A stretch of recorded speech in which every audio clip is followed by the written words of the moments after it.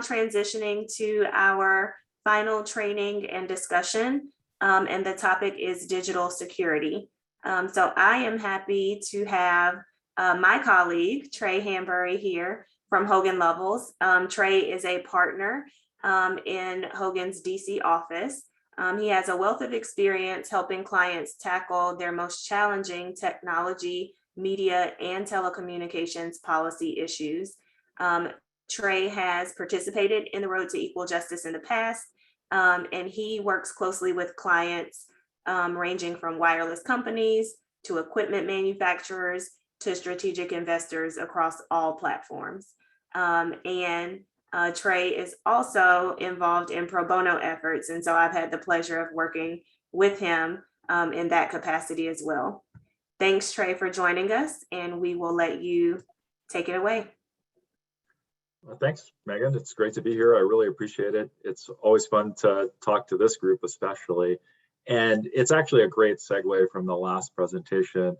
Chris really focused on how you can use tech to advance the cause of freedom and democracy. What I wanted to focus on, maybe a little bit more ominously, is how tech can be used against you, and to try to do a little bit of separation between fact and fiction, to understand the limits of technology, and then finally to give you a few tips on things that you can do at a very basic and human level to try to fight back. So I'm, as Megan had indicated, I am a communications lawyer. I work a lot with different technology companies in a lot of different contexts, especially in the wireless space. And so I'm fairly familiar with the tools on various sides. And my hope today is really to get you engaged and to start you thinking about what can be done and what you can do in response. So with that brief setup, I'll give you a quick layout of our agenda. First, I wanted to just hit the technology and talk about three legs of the stools: jamming, tracking, and surveillance. Then I want to talk about what law enforcement in particular can do with the data that they have, and how things like facial recognition, body-worn cameras, and data integration work together to try to target political protesters and shut it down. And then third, really drill in on some things, some practical things that you can do before, during, and after a protest. The first time I gave this presentation was immediately after some of the protests that had sprung up in response to George Floyd and his murder. And so we have since then seen all kinds of different protests for all kinds of different things. And so I also want to give just a little bit of historical context about how we got from where we are in terms of technology to where we were and where we are now, so that you can understand the limits and the capabilities of these different systems. Feel free to ask questions either in the chat or by raising your hand at any time. So with that, let me first talk about, if I can get the thing to cooperate, about jamming. So jamming, very simple, and it works simply by overpowering the local cell phone signal that you might otherwise receive. In the US, at least, it's also very illegal. So the Communications Act, several provisions, which I quote here, are unambiguous in that non-federal entities, basically all state and local law enforcement, are prohibited, like everyone else, from jamming systems intentionally or even unintentionally. And it's one of the few provisions that the FC takes very seriously, with really robust enforcement and analysis of the issues. So when we look at risks, jamming is probably not one of them that should be a concern, at least as you approach your protest. Another one, though, is tracking. And that is more of a concern because of how it's evolved over time. And so for your purposes, one of the things to think about is how much information can law enforcement get about you? And for that, it might be helpful to just review the building blocks of a mobile system.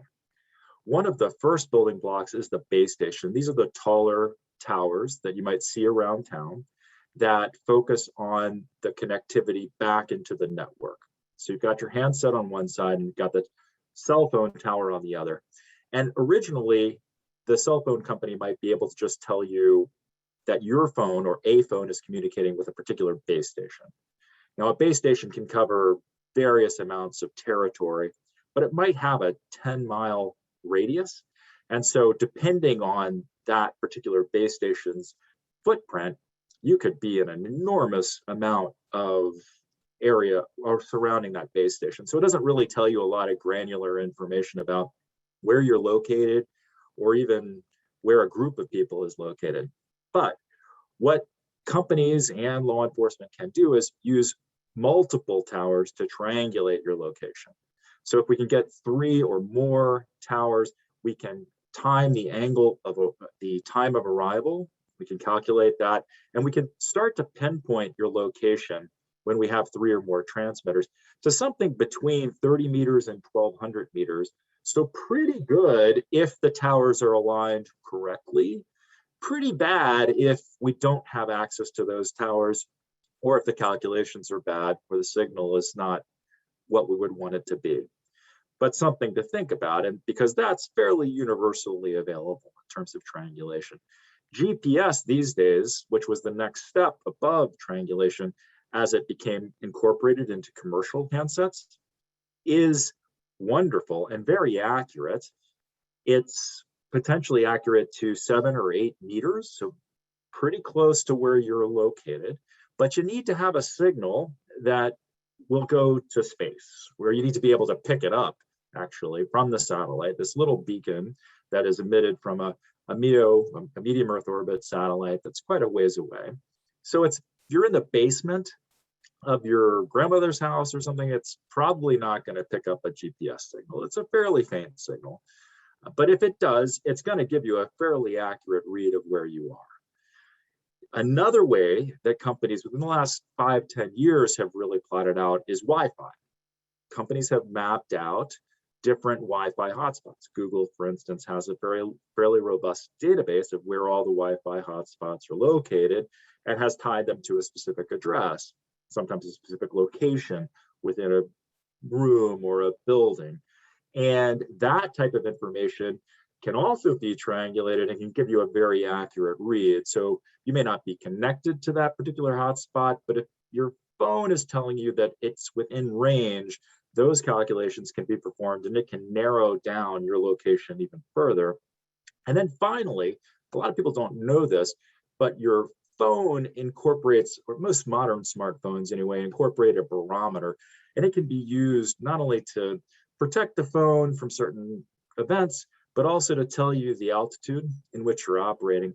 And within the last couple of years, we've started to deploy beacons that can begin to tell you your elevation above ground, especially when combined with these barometers. You can use the two to tell you where on the, instead of just X, Y, latitude and longitude, where on the Z axis you're located. Are you on the 30th floor or are you on the first floor? It's great for law enforcement. It's great for public safety if you're in a burning building, but it's potentially a risk to you if you're in a protest or you're trying not to be found or identified. So these are just some of the location tools that wireless operators, edge providers, and thus law enforcement have available to them. And it's something to think about as we're heading into a protest. When that cell phone is enabled that you have on, you're giving out a lot of information about your location. Not all public safety operations in the US have access to all of these tools, but most of them have access to the basic ones of triangulation and even Wi-Fi hotspots. So you get pretty accurate read. Only in the last year or so has the Z-axis technology been enabled. And so not so many public safety agencies have that, by which I mean police, law enforcement, EMS, have that enabled, but it's coming and it's growing in prominence. All right, so now that there is a universe of information out there about where you're located, the next step, of course, is to try to surveil you, understand where you are and who you are within the context of an event, protest, or just going about your daily life. Your phone, especially older phones, are equipped with a number, a unique identifier called the International Mobile Subscriber Identity Number. It's an IMSI number. It's a 15-digit number that's used to authenticate you to the network. And that really becomes the key to unlock user identity, phone number, as well as other information about who you are and what you're doing, including the date, time, duration of your call. There's a device, actually a series of devices originally made by Harris, but proliferated into multiple manufacturers, sometimes called the Stingray, sometimes called an IMSI catcher, sometimes called a swamp box.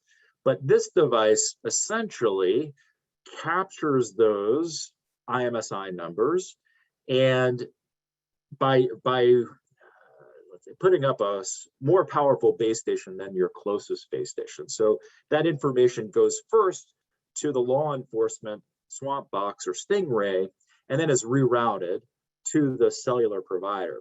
But what it essentially acts like is a wiretap of sorts, and allows the law enforcement officials to identify your IMSI and information associated with that IMSI before it's routed to the carrier. So your phone will still work, you're not being jammed, but you have law enforcement listening in. Now, on my next slide, I go through a couple of the warrants that are required to deploy this. But the one thing about a Stingray that's interesting is there might be one person in a crowd that's subject to the warrant, but that Stingray is pretty indiscriminate.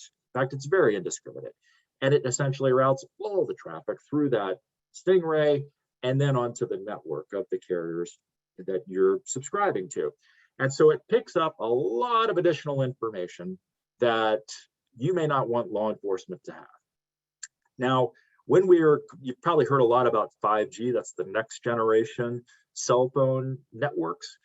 We're going to get away from IMSI, and instead they're going to create a unique identifier with each session that you're on the network. It's going to be a lot harder to break, but you're not out of the woods yet, because what can happen is the higher order networks, 5G, to some degree 4G, can be blocked or jammed, and they'll force you down to the lower performing network where these IMSI numbers are there, used, and essentially subject to disclosure by law enforcement.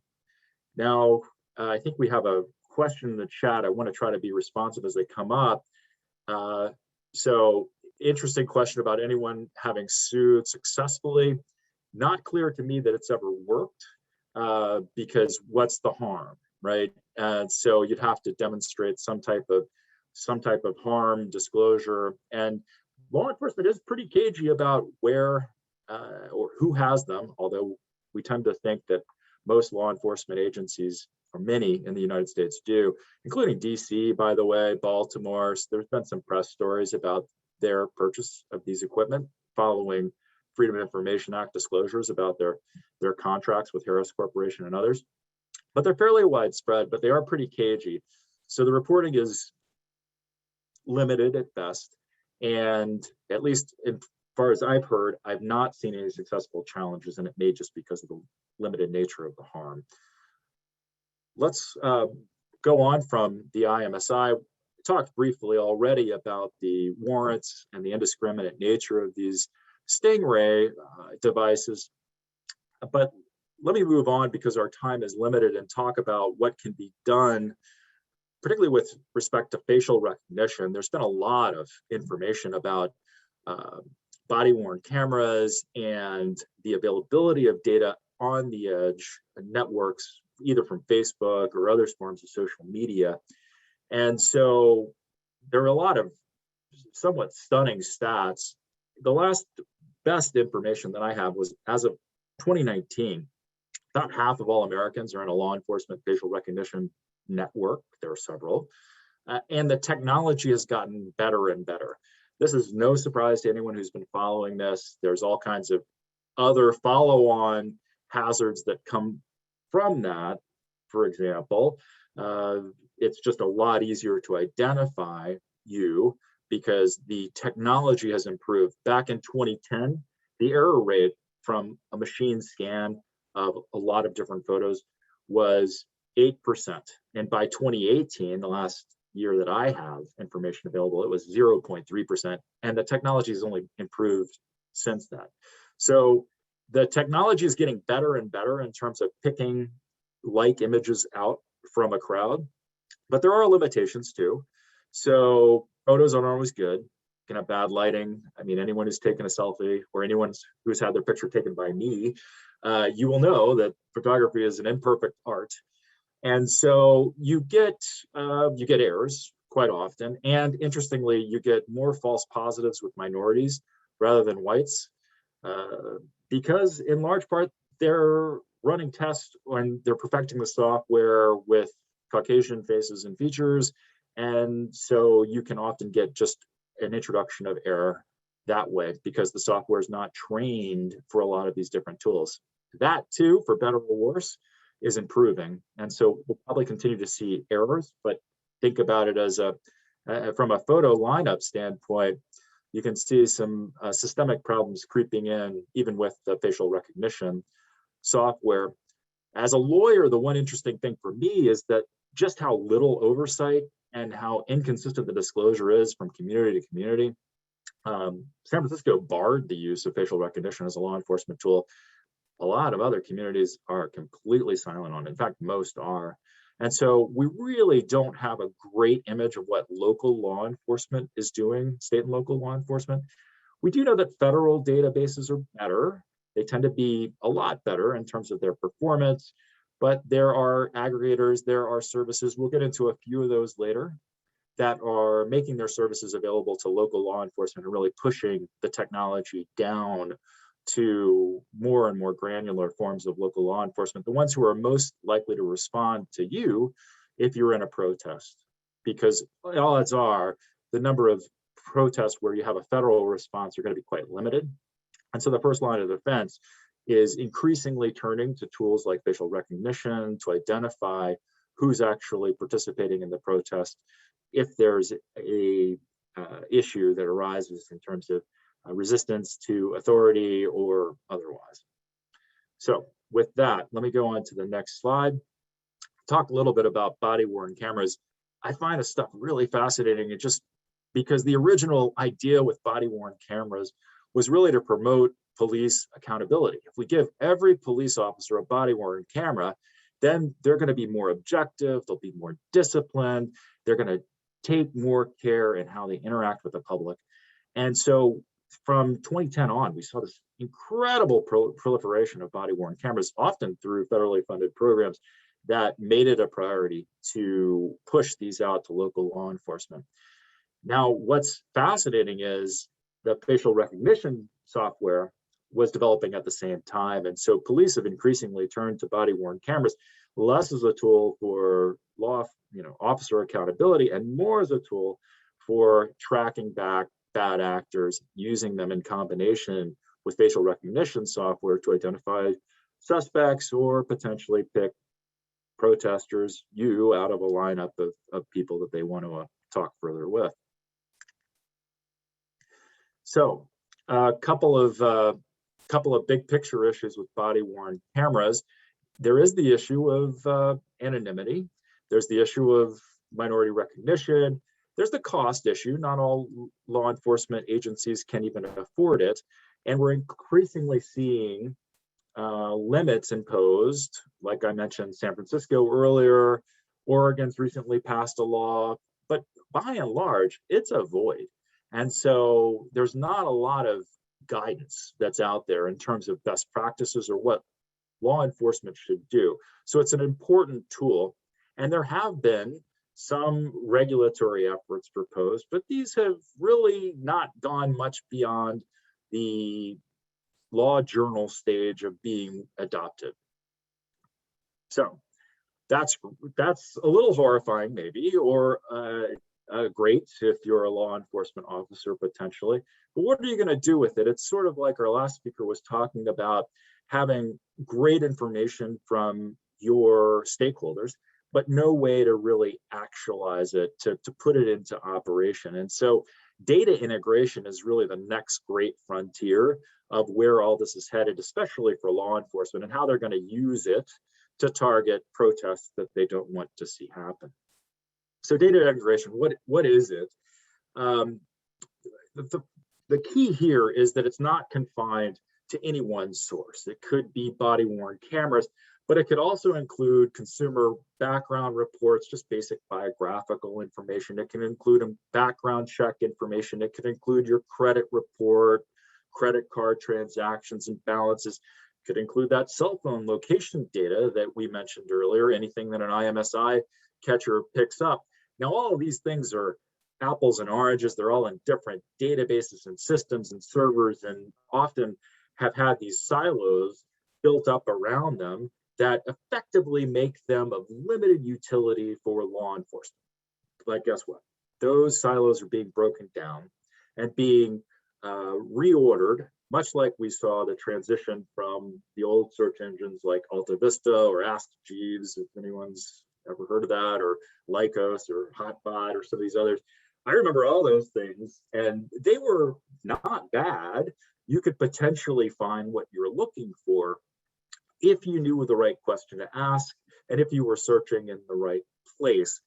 What's interesting, though, is just as we saw these search engines move from kind of Ask Jeeves is a great example here. The idea was Jeeves was your personal butler, that there would be questions that a community would have already researched. So if you wanted to find the best Thai food in your neighborhood, you could ask Jeeves, and Thai food would have been on the previous efforts of a group or community, and then they would have populated that information for you, and then that would be shared with you. So what happened with search engines, of course, we moved from that kind of curated database model to one that really looked at relationships and what other people were searching and finding useful and then clicking on. And so what we're seeing is, just as we moved from that to Google, which was really about relationships and geographic proximity and being fairly agnostic as to the source of that information, instead just looking at the relationships among the different sources of information, we're seeing law enforcement deploy the same type of tools and tap different sources of government data to eliminate the barriers that have kept that information separate. And so you're definitely seeing this at the federal level, but increasingly through private sources, you're seeing it at the state and local level as well.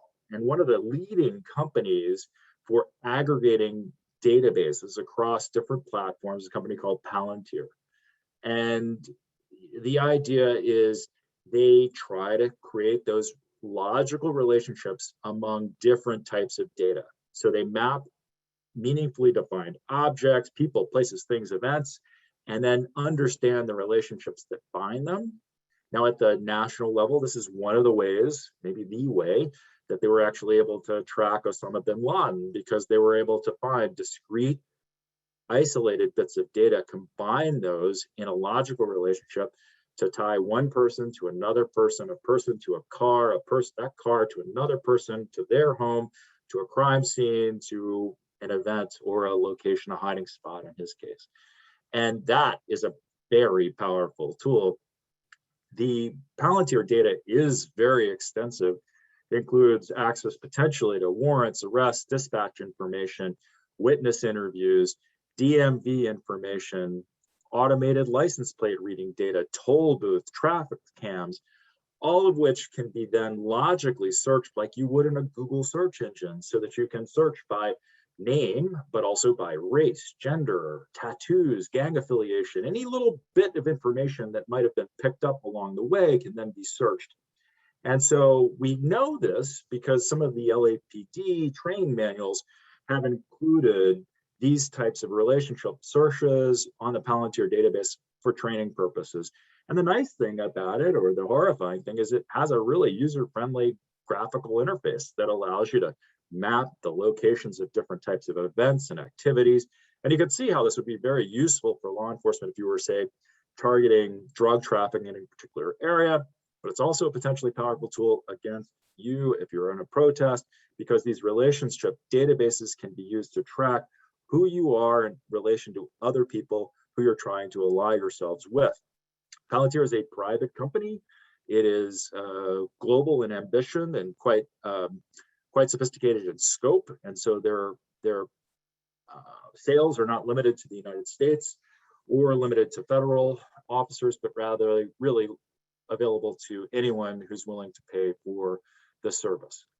And so it's really bringing that kind of data aggregation model and the silo busting nature and power of that aggregation to local and state law enforcement and really law enforcement agencies across the world. We're seeing more and more demand for that types of information. It's not confined to law enforcement, can be used by HHS, can be used through all kinds of different databases. So with that slightly horrifying introduction to the technology, both its limits and its scope, a couple of suggestions for how to fight back. So you're headed to a protest, what do? You want to enable full disk encryption on your device. So if you have an Apple device, you're done. It's already enabled for you. If you have an Android device, look for it and make sure that that is protected so that if your phone is acquired by someone who you don't want to read it, it's a little bit harder to get into and break into. Same thing with Face ID, fingerprint use. It's not a big deal to pull the phone out of your hand, hold it up to your face. All of a sudden that phone is unlocked, or they could use your fingerprint and then unlock it and understand who you've been calling, what you've been saying, what you've been posting and the like. Signal is a secure app.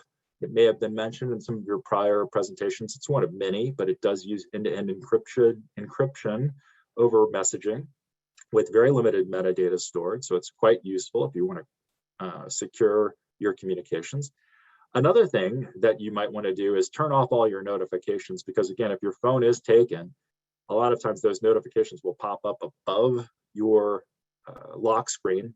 And that could be potentially incriminating to you, or could reveal information that you don't necessarily want to share with law enforcement.